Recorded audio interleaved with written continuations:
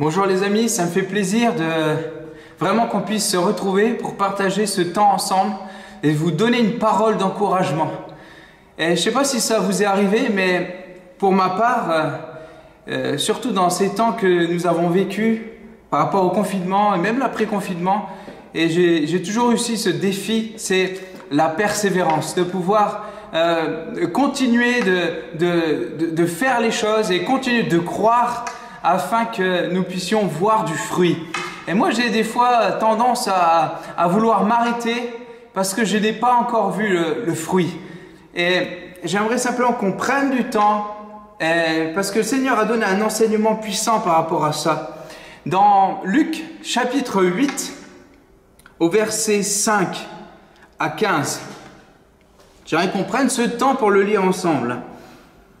Alors, un semeur sortit pour semer sa semence. Comme il semait, une partie de la semence tomba le long du chemin. Elle fut foulée aux pieds et les oiseaux du ciel la mangèrent. Une autre partie tomba sur le roc. Quand elle fut levée, elle sécha parce qu'elle n'avait point d'humidité. Une autre partie tomba au milieu des épines.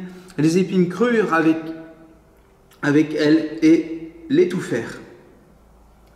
Une partie tomba dans la bonne terre. Quand elle fut levée, elle donna du fruit au centuple. Après avoir ainsi parlé, Jésus dit à haute voix que celui qui a des oreilles pour entendre, entende. Ses disciples lui demandèrent ce que signifiait cette parabole. Il répondit : il vous a été donné de connaître les mystères du royaume de Dieu, mais pour les autres, cela leur est dit en parabole, afin qu'en voyant, ils ne voient point et qu'en entendant, ils ne comprennent point. Voici ce que signifie cette parabole. La semence, c'est la parole de Dieu.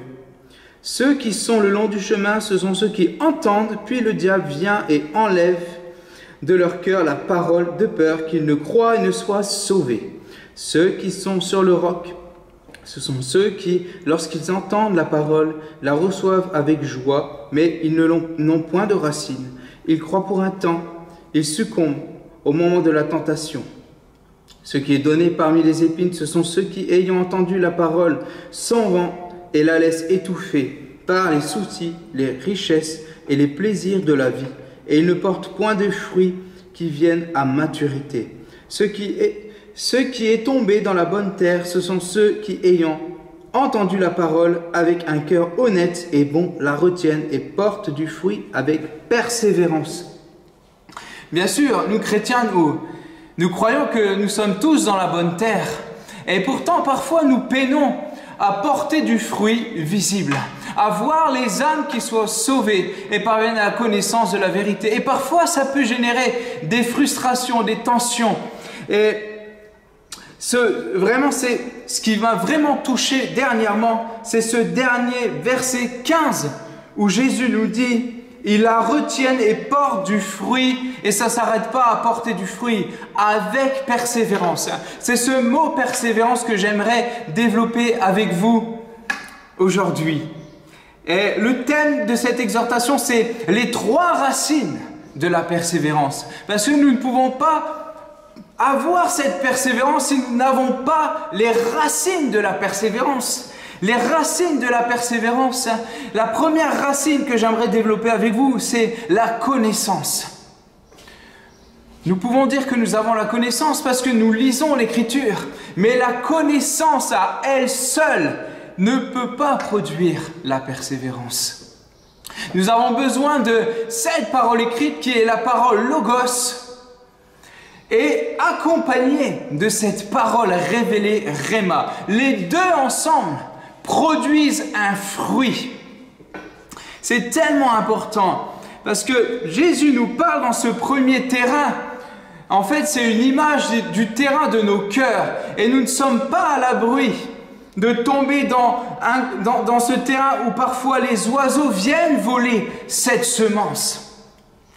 Cette semence où les oiseaux viennent voler ce grain, ça peut symboliser parfois le terrain de nos cœurs qui s'endurcit avec le temps et nous pensons que nous avons toutes les connaissances et la révélation nécessaire pour aller de l'avant. Alors que Dieu nous dit, garde ton cœur plus que toute autre chose, car c'est de là que viennent les sources de la vie. C'est de notre devoir de garder un cœur enseignable, c'est-à-dire un terrain favorable, un terrain souple. C'est aussi de notre ressort de veiller à ne pas tomber, à ne pas recevoir sous le fait que nous sommes un cœur enseignable tout et n'importe quoi. Nous devons garder notre cœur et nous ne devons pas non plus accepter tout enseignement, mais la parole nous dit que nous devons sonder les Écritures pour savoir si ce que nous avons entendu est de Dieu ou non. Donc c'est important, il y a la persévérance, mais une des racines, donc la connaissance. La connaissance logos, mais la connaissance réma, révélée du Saint-Esprit. Les deux ensemble dans cette connaissance révélée qui est vraiment importante afin que ces oiseaux, ces corbeaux ne viennent pas voler cette semence dans notre vie. J'aimerais aussi partager que ce sol, où parfois, comme Jésus nous dit, c'est ce roc, la semence est posée sur les rochers. Et en fait, elle n'a pas de consistance parce qu'elle n'est pas plantée en terre de manière profonde. C'est cette foi qui a besoin de puiser sa racine, non pas dans ce siècle présent, mais elle a besoin de puiser sa force, puiser sa racine dans l'éternité. Parce que nous avons un Dieu mystérieux. Dieu ne nous donne pas toute la connaissance et la révélation. Dieu est Dieu, il fait ce qu'il veut, quand il veut et où il veut. Il a de compte à rendre à personne. C'est nous qui lui devons tout. Et il peut arriver des fois certaines situations, des fois deviennent incompréhensibles. Nous perdons des proches par des maladies, par toutes sortes de choses. Il nous arrive toutes sortes de circonstances. Et nous ne comprenons pas des fois, nous disons, mais moi je sers Dieu, moi j'ai la foi en Dieu, et pourtant il y a des choses qui m'arrivent. Et parfois même des choses catastrophiques dont nous n'avons pas la réponse dans ce temps présent. Mais la parole nous dit, voici un message d'encouragement. Jésus nous dit, je ne vous épargne pas les tribulations, vous aurez des tribulations dans le monde, mais prenez courage, je serai avec vous tous les jours, jusqu'à la fin du monde. Ça, c'est une promesse de Dieu sûre, c'est que Dieu est tous les jours avec nous, malgré les temps et de tribulations que parfois nous pouvons vivre. Et c'est pour cela que le fait de puiser notre foi dans l'éternité, s'il nous arrive des choses tellement difficiles à pouvoir vivre, nous savons que nous avons une espérance sûre, un abri sûr. Quand nous puisons notre foi dans l'éternité, nous savons que si nous perdons quelqu'un, nous le reverrons un jour. Nous savons que la maladie n'est pas la finalité en soi. Parce que nous savons que dans l'éternité, il n'y a plus aucune maladie, il n'y a plus aucune tristesse, il n'y a plus aucune douleur. Nous serons dans la plénitude avec lui pour l'éternité en éternité. Mais ce n'est pas pour autant que notre foi doit être ébranlée ou que nous devons ranger le fait que Dieu est un Dieu de miracles et que le fait que Dieu n'est pas dans la maladie, que Dieu est le Dieu qui guérit. Nous devons toujours garder notre cœur, notre foi intacte en ces choses et déclarer la parole de Dieu qui est la vérité, qui dit que en lui nous avons été guéris. C'est tellement important. Vous voyez, première racine pour la persévérance, la connaissance. Deuxième racine, c'est puiser notre foi dans l'éternité. Et la troisième racine, c'est discipliner nos vies. Discipliner nos vies chrétiennes. C'est ce terrain, vous savez, ce terrain des épines dont Jésus parle. C'est tellement facile avec les temps lesquels nous vivons et le confort même que nous avons en Europe de se dire mais j'ai mon travail, c'est tellement facile avec la télé-réalité, avec les réseaux sociaux, les téléphones portables, la technologie tellement au bout des doigts, de se dire mais au final, la lecture de la Bible, on verra demain et on verra au surlendemain. Peut-être que je veux prier quand j'aurai vraiment un besoin spécial ou que je serai vraiment dans la détresse. En fait, nous, au lieu de rester sur la parole qui dit « Cherchez premièrement le royaume de Dieu et toute chose nous sera donnée par-dessus tout », nous avons parfois tendance à nous laisser prendre par les tentations et les désirs de ce monde. Non pas que les passions et le fait de se faire plaisir ou de partager des temps de qualité avec ce que nous aimons est mauvais. Mais si cette passion prend le pas sur ton cœur et met Dieu en dernier point, au lieu qu'il soit essentiel, devient une chose secondaire, alors nous sommes en danger.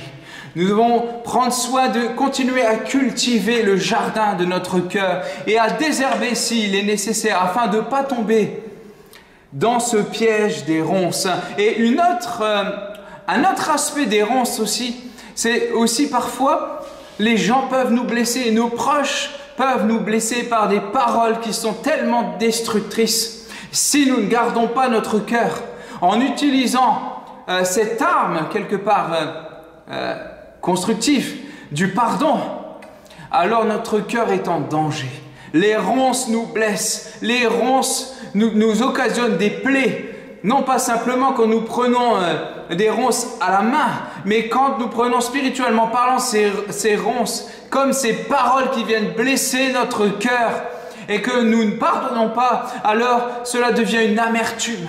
Cela occasionne vraiment des choses intérieures très profondes. Il est tellement important de garder notre cœur et de libérer le pardon et de prier pour cette personne. Je vous encourage vraiment. Et une des manières aussi de continuer à cultiver le jardin de notre vie, c'est de discipliner notre vie dans la prière et dans la lecture de la parole et de cultiver une atmosphère de louange, d'adoration dans votre vie et dans votre vie de famille. Ce mot discipliné n'est pas un gros mot dans le corps de Christ. Ce mot discipliné est dans la racine du mot disciple. Nous ne sommes pas simplement des croyants qui ont accepté Jésus à un moment dans nos vies, mais nous sommes appelés à devenir des disciples engagés de ceux qui suivent Christ et qui se donnent pour lui, en cultivant une vie de prière, de louange et d'intercession de manière régulière et quotidienne. Et pour finir, cette belle terre, ce beau jardin que Jésus nous convient de garder intact dans notre cœur, c'est ce que Dieu nous demande et c'est là que nous porterons du fruit avec persévérance de manière, pas simplement les âmes qui soient sauvées, tellement que c'est vraiment important au cœur de Dieu, mais aussi le fruit spirituel de la tempérance, de la maîtrise de soi, de la patience, ainsi que les dons spirituels du Saint-Esprit, le don de prophétie avec tout ce que cela apporte dans la révélation, les connaissances, la sagesse, le discernement et le don de guérison et des miracles. C'est tellement important. Et j'aimerais simplement vous laisser avec cette référence dont j'ai fait le rapport en début de message. Proverbe, verset 4, verset 23. Garde ton cœur plus que toute autre chose, car c'est de là que viennent les sources de la vie. Soyez bénis et fortifiés au nom de Jésus. Amen.